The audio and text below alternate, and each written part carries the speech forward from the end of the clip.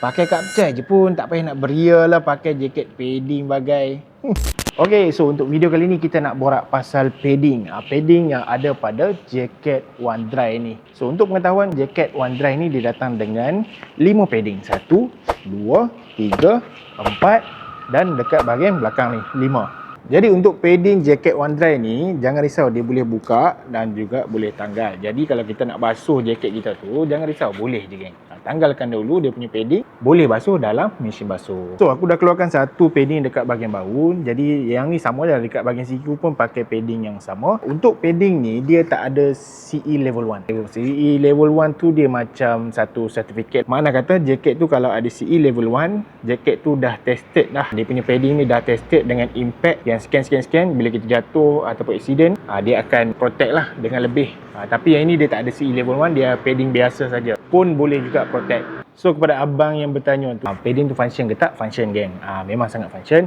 So aku tak boleh nak tunjuk, takkanlah aku nak pura-pura accident pula jatuh kan. Tapi better ada daripada tak ada. Dekat bahagian belakang kalau kita tengok, yang ini pun dia boleh buka lah. Okay, boleh buka padding dia. Padding ni boleh cabut. So padding ni pun sama macam tadi. Yang belakang ni dia lembut sikit lah. Sebab kalau kita nak bawa motor tu, dia tak adalah keras sangat. So dia selesa lah. Satu benda yang best pasal jaket One Dry ni, dia dekat bahagian sini dia macam ada kain cotton ke macam baldu macam tu lah. Dia lembut lah. Dekat bahagian leher ni dia lembut.